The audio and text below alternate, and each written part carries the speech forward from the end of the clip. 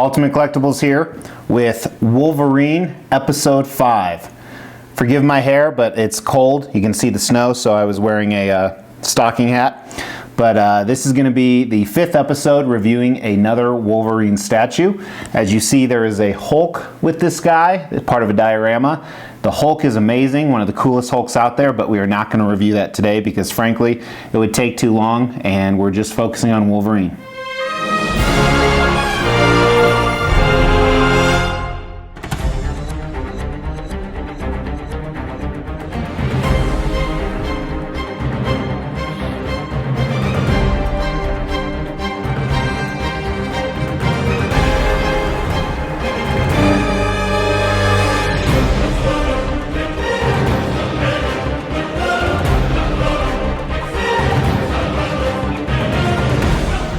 Ultimate Collectibles here with a quarter scale custom Logan statue. So this is part of a diorama of Logan vs. Hulk, and it's called Clash of Powers. As I said, it's a custom statue. As a reminder, we do not talk about where customs come from. This is from a husband and wife team. The husband does the sculpting. He has some legendary pieces, and the wife does the painting. So very, very cool. And I've had this for about 6 to 7 months or so. I saw some pictures and I contacted the sculptor, who was also the commissioner, and was able to nab some pieces. It is a pricey piece. It's very big, very heavy, including the Hulk. I think I paid around $2,100, $2,200 with shipping. It came in 3 large boxes because it's so big. So the base is actually broken into 3 different segments. You have 2 right here. One is detachable. There's a little bit of a seam line. Then kind of a middle base section. And then the base section that the Hulk is on. And they're connected by some extremely powerful magnets. Probably some of the most powerful magnets I've ever seen in a statue. It's actually very difficult to get them apart. Then Hulk comes as one piece, completely together, and Wolverine comes as one piece as well. So no switch outs or anything like that, but it's a very cool piece.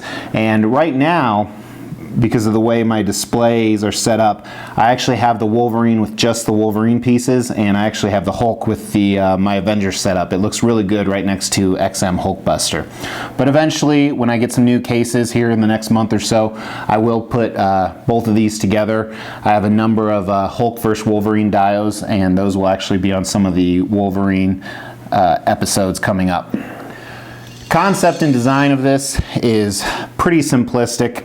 It's Wolverine fighting Hulk in the snowy mountains, and it is a great execution, and a lot of it ties to the sculpt and the painting, so I'm going to try and just talk about concept and design right now. But Hulk was lunging at Wolverine, and he's all cut up, and you could choose whether you wanted red blood or green blood or no blood for Hulk. And same with Wolverine. As you're going to see, he has Hulk's green blood on his blades. I stuck with traditional green because most of the comics I've read, Hulk does have green blood. There are a few that he does have red. And the Wolverine I have is very battered and torn. Again, you can get him a little more clean cut, not as much battle damage and wounds.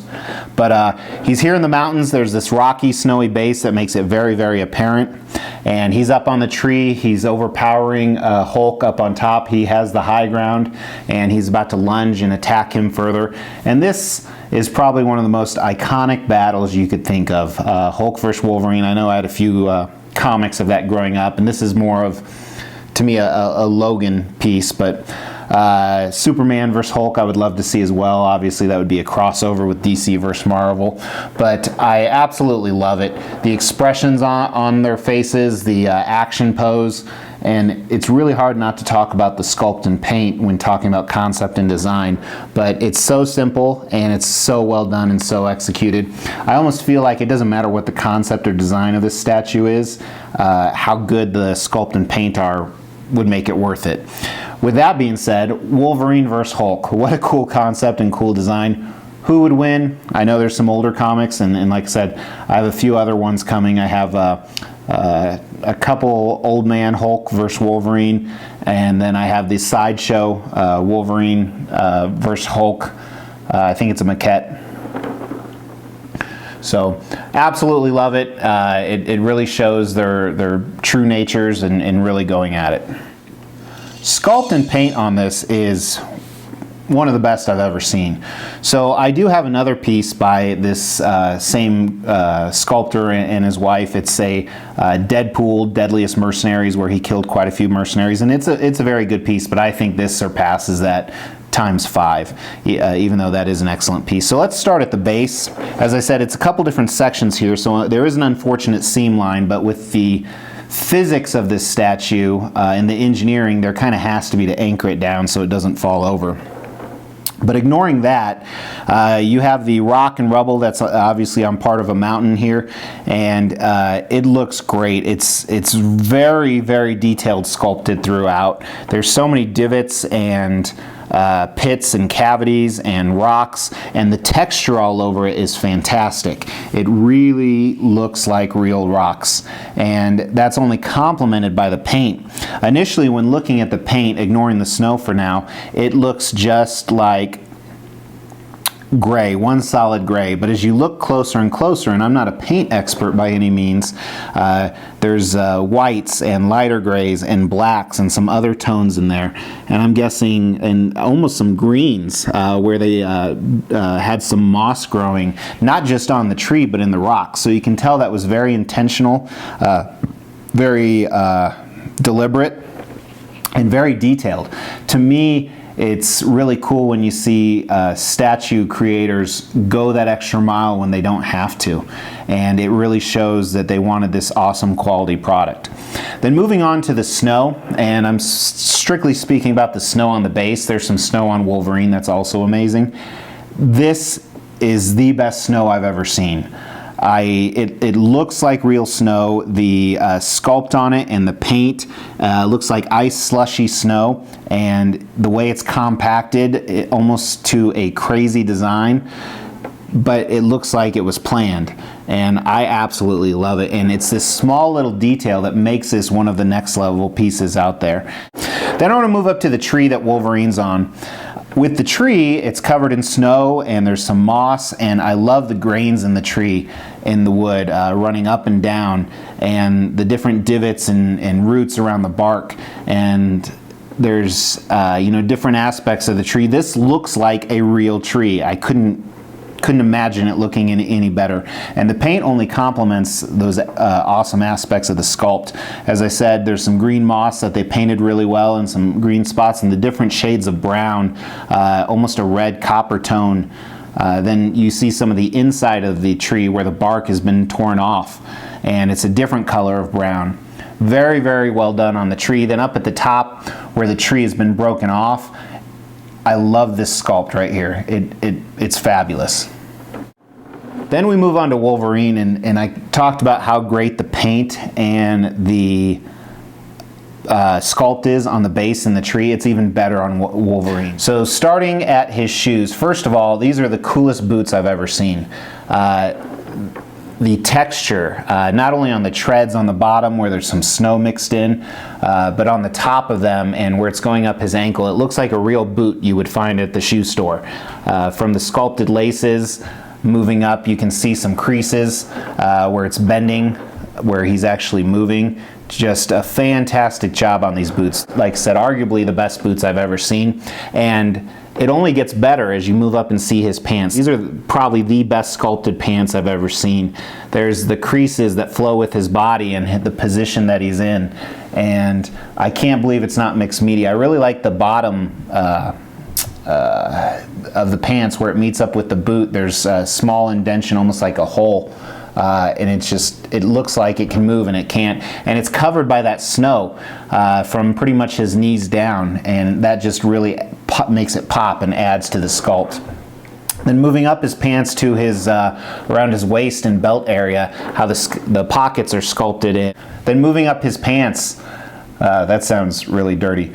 By the way, you can take his shirt off too. I'll make sure there's some pictures of his shirt. But moving up his pants, you can see the different folds where around his zipper would be, and then I love the different shades of gray that they've mixed in here, and it flows with the creases as well. The painting on this, to me, especially if it was hand painted, not factory paint, must have taken just forever. His belt looks like a mixed media belt, this black kind of cloth-like looking material with a great buckle on it. And then moving up to Wolverine's sculpt, first of all, the musculature, I love saying that, is awesome on this. It really shows Wolverine in his prime. You can see the different veins complemented by the pink colors and the red and the flesh tones on his skin. And this is not only on his arms, but on his chest, and the painted hair and sculpted in hair on his arms and chest is even better. And I love the blood splotches. Again, I chose the battle damage Wolverine, so it shows the blood splotches. And then he has his claws. I do like these. I don't believe they're real metal. They might be. They don't feel real metal, but they have splashes of the Hulk's blood right on them. I think that's a cool effect. Then on Logan as well, he has his dog tags, which are mixed media. Also, the shirt is mixed media as well, which the shirt is removable, and he looks great both with and without the shirt. The shirt has some blood stains and some dirty dirt stains on there to make it look, you know, like he's in a battle in the mountains with the Hulk. Done very well. And then moving up to his portrait, in the pictures I didn't like his portrait that much, but in person it looks amazing. Starting with his hair, first of all, it's sculpted really well. You can see all the different strands all the way from the top of his head down to his mutton chops, and there's some different colors of brown and black just kind of mixed in there. The sculpt on his face is fantastic. His eyes are glistening like they're real eyes, and that's just helps with the paint job. I love all the blood that's on there, because obviously if he was fighting Hulk, there would be tons and tons of blood. On a side note, one of the things I love about this, and I've talked about this in other Wolverine episodes, there's no damage scars on him because Wolverine heals almost instantly, but obviously the blood would still be there. So I think this is very true to the character, where a lot of them, they do show the battle scars and things like that, and usually the opponent is defeated. So I like the fact that there's blood everywhere, but there's no wounds on Wolverine, because that's how it would be in real life. But on his face, his expression, just obviously, it's one not only of rage, but you can tell he's a little tired. He's probably a little frustrated fighting Hulk, and it's really impressive, the sculpt that was done from his eyebrows to his forehead. Very good job on his mouth and his teeth. You can see some bleeding in his gums even. So overall, a fantastic piece, a very expensive piece, but if you are a Wolverine or a Hulk collector, or especially me, you know, my top 5, Wolverine and Hulk are both in them, means an automatic buy. It really is one of your next level pieces, and again, I don't want to get in the argument of custom versus license. Both have excellent pieces, but I don't think I'd ever find this kind of detail in a licensed piece. I'm just saying, it's my opinion, I could be wrong. So if you like this, please give me a like. If you didn't like it, give me a dislike. If you want to make a smart-ass comment, please do. It helps my ratings. And with that, I will see you guys next time for Wolverine episode 6. Until then, take care.